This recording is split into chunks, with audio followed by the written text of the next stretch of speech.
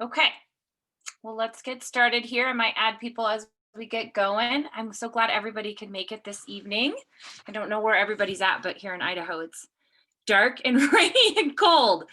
So here we are plugging in order to connect. We live in such a different world right now where everyone, including kids, have to plug in order to connect with the world around us. So I would say this topic around electronics and setting boundaries with electronics is a hot topic. I get that all the time from clients. And even now more than ever, when with children and teens and everybody really having to plug in and get online in order to work and to connect. So it's definitely a hot topic.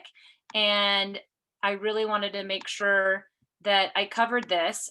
Stay with me until the end. I've got some fun announcements and things that you won't want to miss. So I want to make sure that I cover all of that with you guys. But let's start by out why set boundaries with electronics. I think that's the best, most important place to start. And for those of you that don't know me and haven't ever worked with me or met me, I'm Jamie Riven, and I have 16 years working with people in the social world. I have a master's in education and I'm considered a social learning specialist. So the social world is big and vast.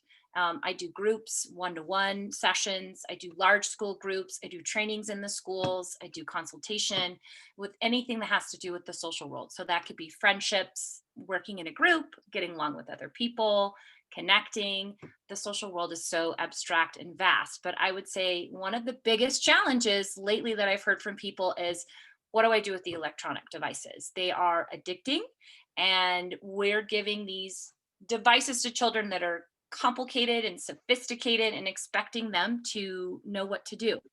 So that's why I thought tonight I would talk about this hot topic because I get asked so often what to do. So, why set boundaries with electronics? I started talking about that a little bit. Well, there's a lot of research coming out about how addicting it can be, how damaging it can be for the brain. The exposure to the blue light is also a problem, and it activates the frontal lobe in children's brain. And if you notice, I bet put a one in the comments if you're a parent, you feel like when you try and take an electronic device away from your child, whether it's a smartphone or gaming device or an iPad, they get angry, they get upset, right? What's happening is actually electronic devices are activating that part of their brain, and it's making it hard for them to regulate and calm down. So that's a common theme that I'm hearing from everybody is, whoa, I can't get my kids off their device and they're really angry and they're upset, right? um, yeah, so put a one in the comments if that's you and you're going, what's going on? Why is my child so angry? That's actually what's happening with their brain. And that's important to remember. And what's also happening from a social emotional standpoint, when a child, I've got my phone, if I'm looking at my phone and I'm plugged in and I'm thinking about my phone, I'm missing what's going on around me, right? And I see adults all the time, I'm guilty of this, on their phone, and you're missing something, right?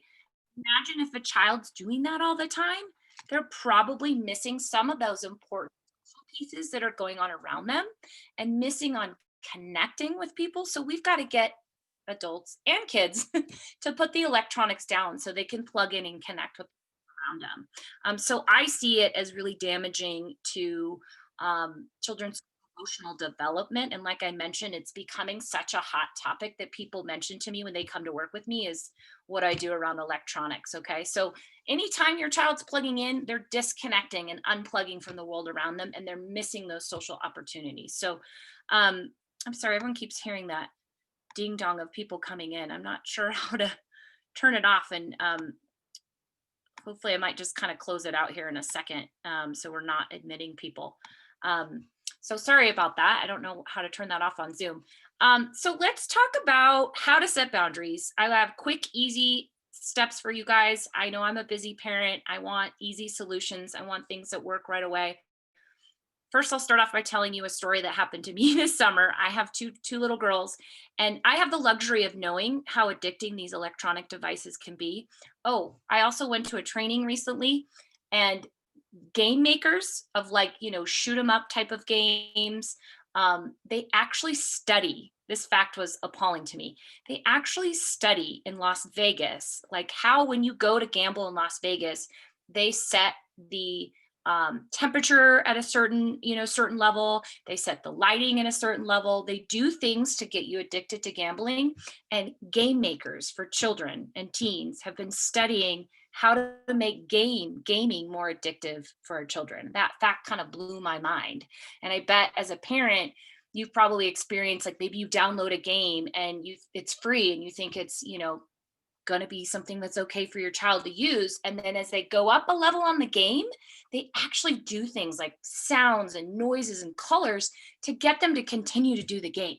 So the game makers are working against us and actually making it addicting for us to working against us, right? And I think it's horrible that that's what they're doing with kids. I really wish that it was different, but unfortunately, so that's what you're working against. So this summer, I was driving out to the Oregon coast.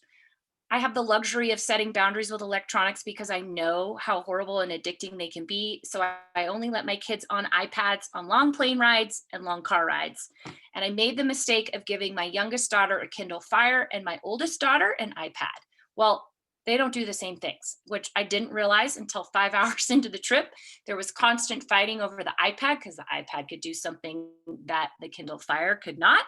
And unfortunately, I had to ask my husband to pull over because my kids were fighting so much. We pulled over at a rest area, and I kid you not, there was a sign that said rattlesnakes. So I wanted to get out of the car, catch my breath, and relax. And I was literally walking in rattlesnake country. And I had to get back in the car for another 5 hours and deal with the electronic battle. And my youngest also started biting my oldest for the iPad. So I looked at my husband and said, "This is why you set boundaries with electronics."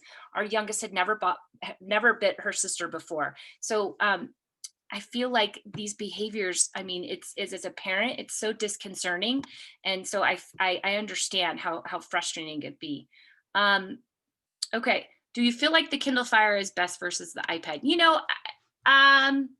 There's less you can do on the Kindle Fire than the iPad. So if you want to set limitations with that, yes, that's a really good question. But no, I'm not totally sure if that, I don't, it depends on what you're going to do, I guess. It's just that they don't make apps for Kindle Fire like they do like on the iPad. So my kids were fighting over that. And I've got toddlers. So, their brains are under construction and their little rock brains, right? And they're stuck on the way they want things. So that created a lot of animosity and arguments. So as a parent, I get your pain. So let's dive into what to do and how to set boundaries. The first thing I'm going to say is, and I'm going to share my screen with you guys here and show you because I've got everything mapped out. The first thing, and this is kind of geared more towards parents with children that are a little bit older, I'd say like middle school, teenagers, this works great. And I just did this with a client in the fall. Hopefully you guys can all see this. But I did this with a client in the fall and it worked great. So what we did was we got him a smartwatch. So what was happening was he was constantly picking up his phone. And if you're a parent and you're thinking about your child's going into middle school and they're asking for a smartphone, those are sophisticated devices. You can go down the rabbit hole really quickly on a smartphone. So I say compromise with kids and get them a smartwatch. And with this particular client, he just couldn't put the phone away and put the phone down. But with the smartwatch, here's what you can do. And they're super affordable. You don't have to get the Apple Watch, but he got one for $30, and I'll show it to you on Amazon when I click on the link. And it had ways to track his steps, ways to track his sleep, and you could really limit what it was that he could do, but he could still communicate. So let's say you're a parent of a middle schooler and you want to get them a phone for safety reasons so they can communicate. A smartwatch is a perfect compromise, right? Because they can't do nearly as much and you're limiting what they're going to do. Now, there's value in doing a watch. We're teaching kids time management. We're teaching kids executive functioning. It's on their wrist. They don't lose it, and it's visual. It's great to use instead of a smartphone.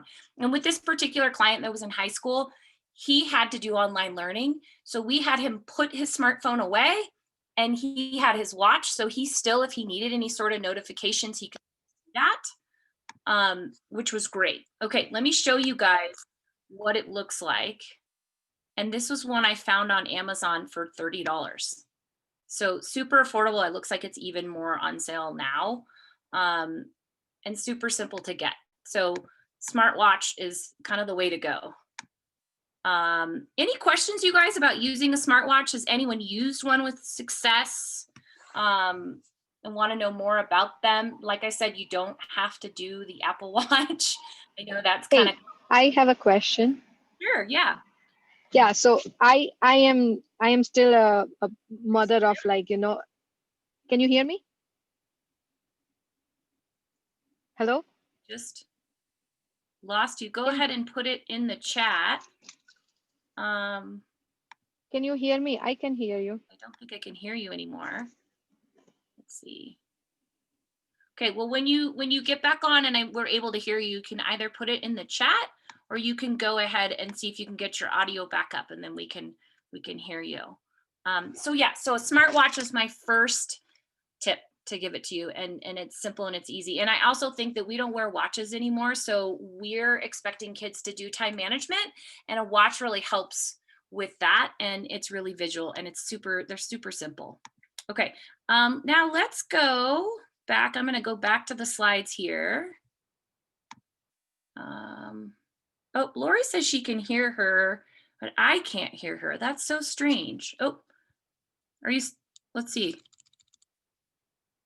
Try and ask your question again. Go ahead and put it in the chat. I would love to hear what you have to say, because the chat's up. Oh, there Is you it? go. Back. Yeah, Yeah. I could hear you. I'm driving, so I can't chat for at least 2 minutes until I reach my parking. But No, the we want you. question is, Uh-huh.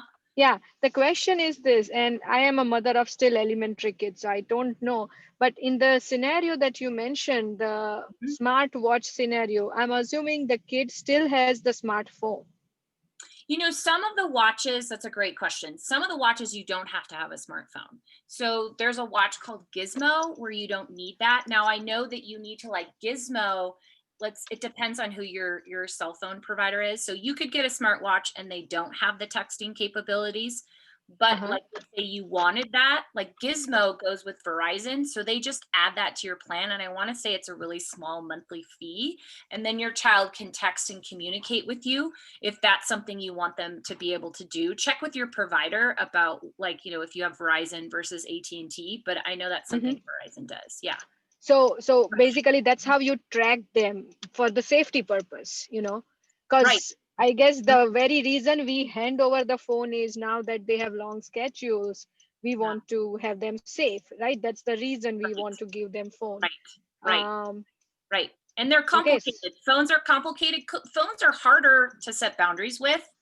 And the research coming out now is saying 14 years old for a smartphone. I actually think waiting till 15 is a little smarter. There's something that happens. There's a big cognitive shift with kids at 15 and a half. So the longer you can wait and be proactive, the better. And the smartwatch still allows them to text and communicate if you want that, and do other things too. So like, I've had students that used it and they have like a visual schedule. They track their steps, they track their sleep. It has some cool features, but it's not super distracting, and they don't lose it. It stays on your wrist. Like with the phone, you have to, like with kids, sometimes it's like, where is it? Have they plugged it in? And then all of the apps and things they can do and download is daunting. Yeah. No, I am with you on that. So this is something good to know, that a watch can be a tracker as well. Yes, absolutely. Absolutely. Good. Okay, great. I'm glad that we were able to get your audio back on. Thank you. Yeah, you bet. All right, I'm going to go back to the slides here. And okay, here's my second tip. And this kind of, the second and the third kind of go together. Use visual prompts to help kids transition off of electronics. So often what we do is we give children verbal prompts, meaning we say, okay, you've got 5 minutes and put your phone away. When a child's plugged into a phone, they're not able to process what it is that you're asking them to do. So when you say something from an auditory standpoint, 9 times out of 10, it doesn't work. So make it visual. So one of the things I really like to use, and I use this for a variety of things. You can use this for transitions. You can use this for like if you're trying to get your kids out the door into school in the morning, or doing a certain routine at bedtime. But my favorite is Time Timer. And what Time Timer does is you can see they have a couple variety of different sizes and looks, but you can visually see the time. So if you can see on this timer here that's red, time's an abstract concept, but when you can visually see time go away, that really helps kids conceptualize when you say you have 5 minutes left on your iPad, what that looks like. And the great thing about Time Timer is they have an app you can put on your phone. So if you don't have the actual physical timer with you, you download the app on your phone and you can show your kids and set it next to your kids, right? And it makes everything visual. I've done this before with my kids when they're transitioning like something really fun that they love. I set the time timer for them to see. So making it visual. And I have one of these in my office for my sessions, and it really helps kids when they really want to like make sure they really want to make sure they know how much time is left, right? And if they can see you or not. Okay, so that's the time timer. Anybody have any questions about that? And what that might do? Anyone use a time timer before? Okay.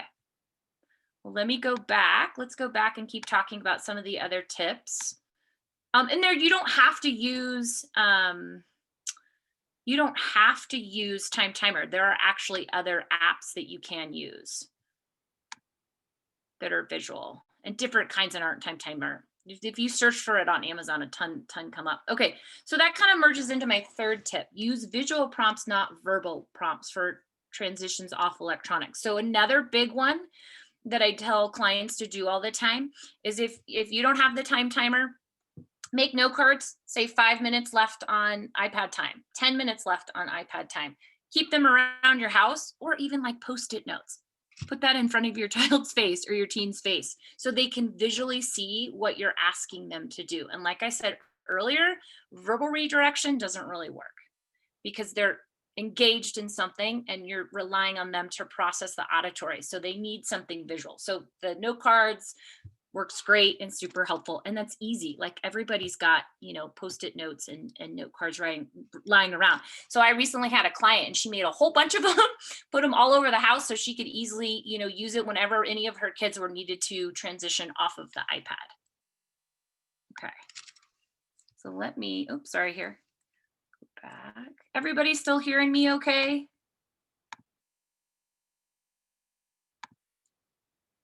Okay, good. Everybody can still hear. Okay.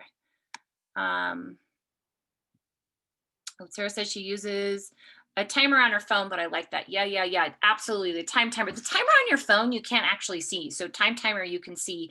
And there are other ones you don't have to get the time timer, which is great. It's visual. It's super, super, super helpful. Okay, everybody can still hear me. Great. Okay, let's go back to the slide. So that's tip 2 and 3 kind of work together. And then my, actually I have more than 5 tips. I hope you guys are okay with that. I had a hard time narrowing down which ones to share. So the next tip is utilize guided access or technology to help set boundaries. So I actually created an online course and I dive much deeper into parental control apps and using technology, but a simple, easy thing to do on Mac devices. How many of you have used guided access before? Put a 1 in the chat if you've used guided access. I would love to see if anybody else has. I just started using it a few months ago and I absolutely love it. Okay, so let's see if anyone, okay, so a few people have, that's great, that's great. So what guided access does is, and I'm going to show you guys here, what you do is you go in on a Mac device, and I think Androids have something similar.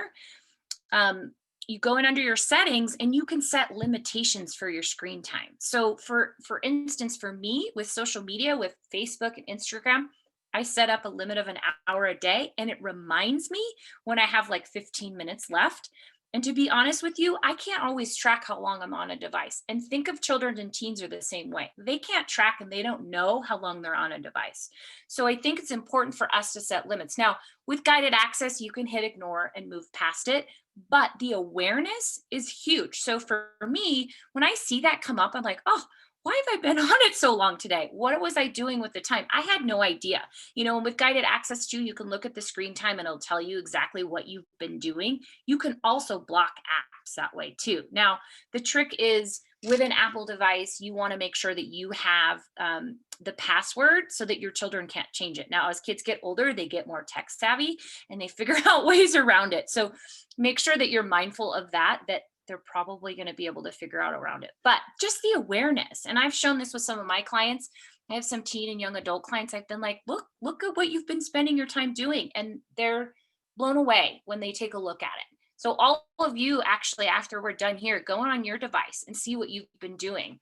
You'll be really surprised, and turn it on. It's so helpful to help you get off. Okay, so that is guided access. Anyone have any questions about guided access?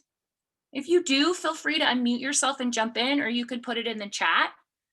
I'd love to hear from anybody.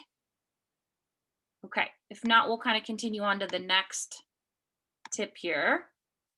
So technology tickets, what that is, Hey, Jamie, yeah, sure. interrupt you really quick. Yeah, absolutely.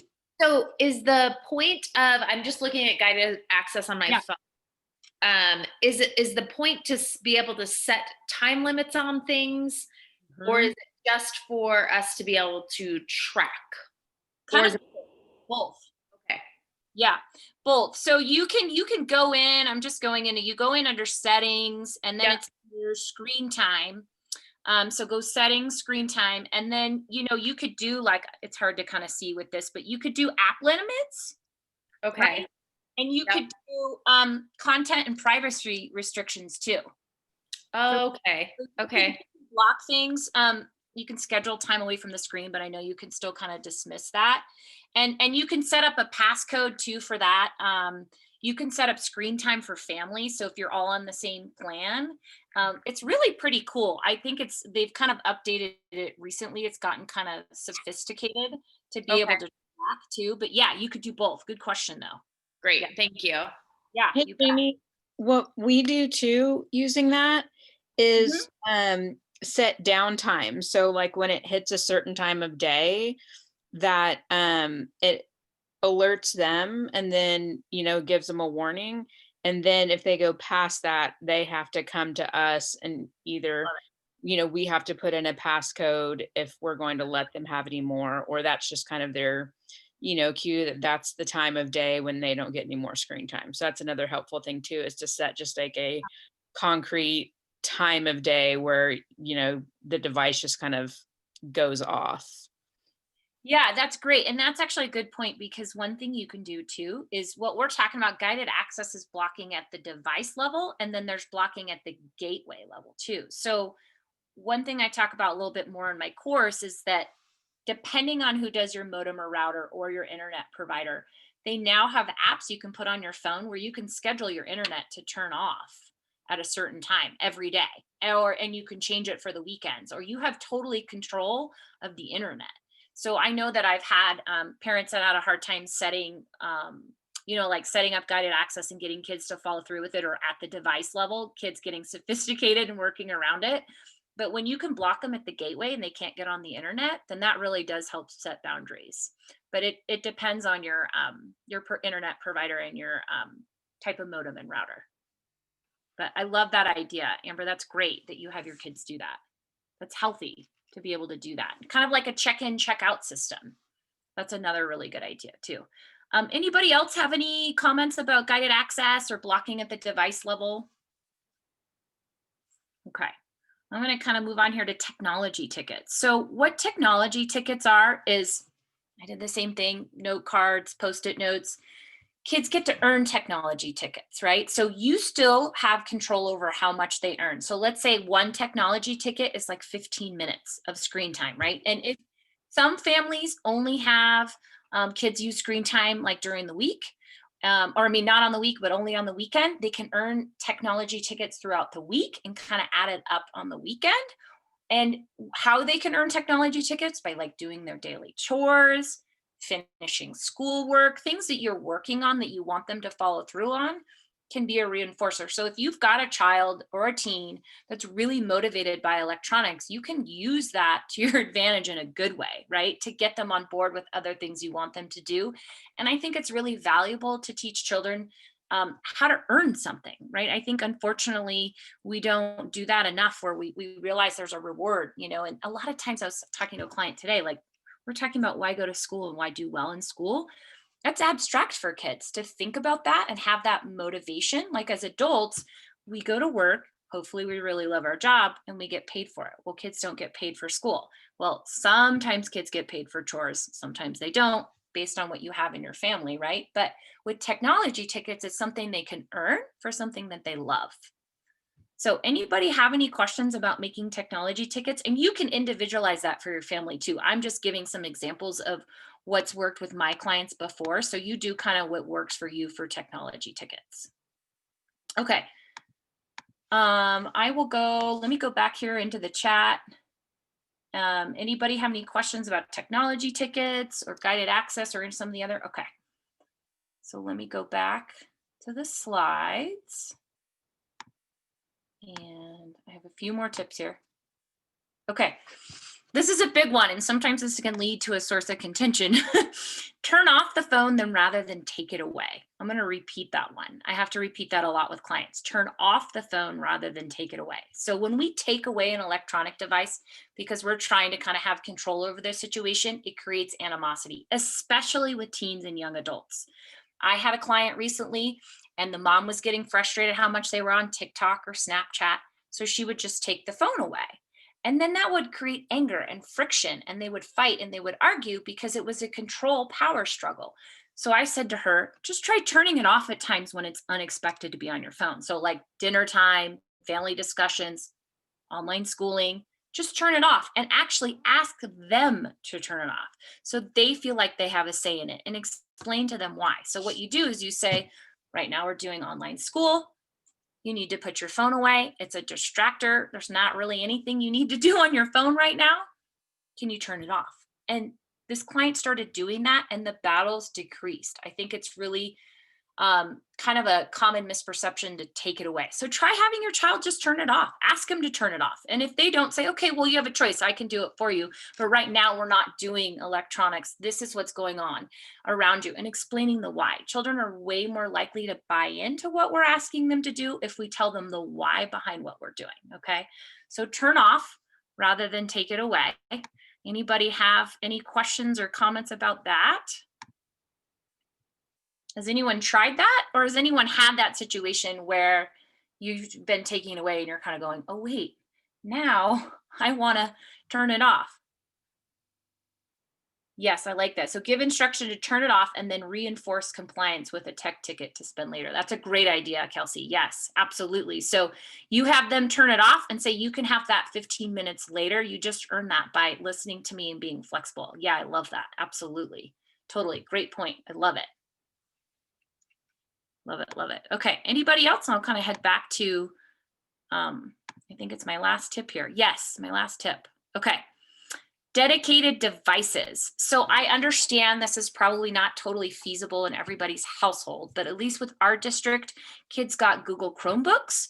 So they had a designated device for school, and then they had their iPad or phone or whatever they had, their Xbox for free time. So what happens with dedicated devices is that our children or our teens or our young adults really know exactly when they get on a device what's expected. Now, you can set limitations on those devices much easier if you have a device just for schoolwork. I think right now, because kids are having to do online learning so much, that's so important. I've had so many clients that a parent allowed them to use the computer, and unfortunately they were supposed to be doing school.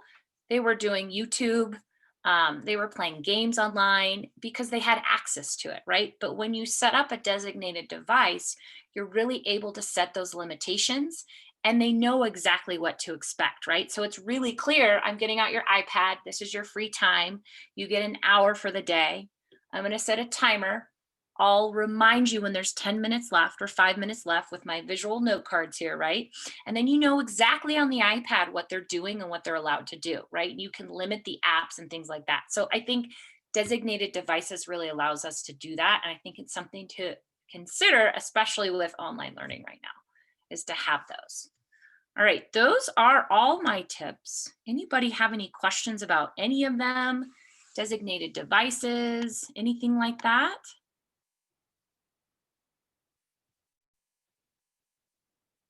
Oh, I'll give you guys kind of a second here. So like I said, I have a question. oh yeah, go ahead.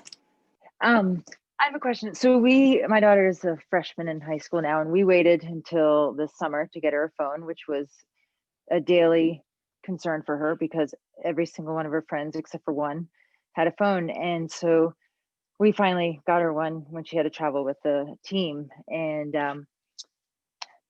it was fine until the last couple of weeks. And now the social needs have gotten so strong, and kids are on their phone into the night texting each other. We take the phone and turn it off at 10 every Yeah, night, and we set boundaries. But it's really hard for her because I agree. I see what she says when she says none of my friends.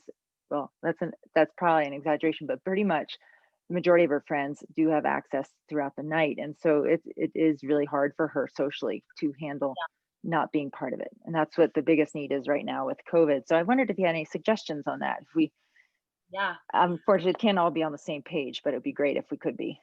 I know, right. No, good question. And you're not alone. I actually have a lot of clients right now that are having, especially when we did the lockdown originally in the spring, there was a lot of, I had a lot of clients staying up really late at night. They weren't on a schedule, right? They weren't having to get up early and go to school, and there was no schedule for them.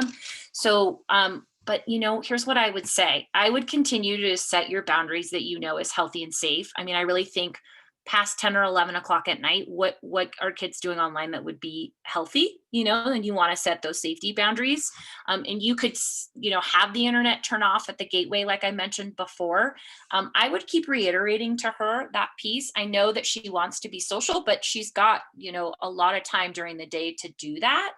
And everybody's different. So it's hard when, her friends' families, they've got kind of unlimited access online. And maybe the parents of these other friends don't even know. So another idea I have is you could reach out if you feel comfortable or close to those parents and say, do you realize that the girls are communicating at 2 a.m. or something like that? I mean, it's one thing if it's on the weekend, but kids are still right now expected to show up and do school a little bit. So I would say reach out to her friends' parents if you feel comfortable and ask them. And then I would have a discussion with her like, this is our family boundaries and this is how things work in our household. And here's why, because I want to keep you safe.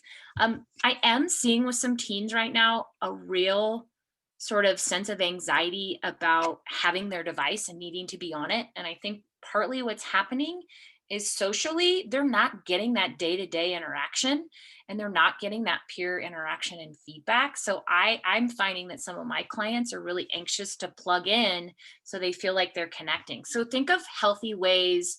At other times, she can still feel like she's connecting with her friends, and that might kind of eliminate that need for her wanting to do it in the middle of the night. Do those help? Those suggestions help you? Yes, and actually that's basically what we've been doing the last couple of weeks. It has been a nightly debate, and it's gotten a little easier every single time, but it's exhausting. But You know yeah. what you could do too. I mean, here, so I was just about to share about my online course, but in my online course, there's some contracts for teens. I think it's really important. Contracts are great. They're visual, they're concrete. You have the child sign off on it, right? So everybody's in agreement. And it does take 21 days to break a habit. So if her brain's kind of wired to think a certain way, and she's gotten in a little bit of a habit of getting up in the middle of the night, setting a contract with really clear boundaries, like just in our household, we don't do it in the middle of the night. You could say maybe on a Saturday night or something, I'll allow you to keep it a little bit longer, and compromise a little bit. And you could have that discussion with her, but contracts are so helpful with teens. And I've got all of those resources and stuff in my online course. There's also a book called I Rules, and it's written by a mom. And it's just like, the lowercase I, and rules. It's written by a mom after she gave her teen a phone for Christmas when he was 16, and her contract she did with him is hysterical. That's a great resource too. And it might give you some tips and ideas on how to kind of navigate. Teens are tricky, right? They're pushing back a little bit right now because of circumstances. and I don't blame them. It's hard. I think the pandemic and the lockdown is harder on the teens than any other age group. Jamie, I Thanks, have Jamie. a friend Yeah, you who bet. has middle school and high school kids, and what they do is they have a certain time of night, I'll say 9 o'clock, and I just put this in the comments, where all the kids hand over the phones to their mom, and they charge all night in the parents' rooms. And so like the charging station is in the parents' room, and so that's where they go, and then they're given back to them the next day, so they don't have access to them even physically throughout the night. Smart. It's a check-in, check-out system. That's great. You know, I've had other clients do that too. So all devices at 10 o'clock, go in here, no need to do it anymore, whatever limitation you set. And then they check them back out in the morning when they're like ready for school and ready to go out the door. So yeah, that's a great idea. I like that a lot. I like that a lot. I'm just looking in the chat to see if anybody has any questions. I will send you guys the recording to this. I also wanted to let you know that I'm going to start doing monthly webinars, calling them What to Do webinars. So I'm going to email out a survey, and I would love to hear from you guys, topics, questions, anything. The survey takes less than 5 minutes to fill out. I'd love that, so I can come on. Hey, Jamie. Absolutely. Hello. Yes, I can hear you. Yeah, Go ahead. I had a question on maybe not something that you covered, something that is out of the scope maybe, but I'll still ask. I have heard that on YouTube, or you can set a content filter, because what's happening is YouTube is being, it's on my kids' school provided iPad as well, and my kids are like third grade and first kindergarten. They are not big. But Okay. the district says that we need to have it because YouTube is also an educational purpose.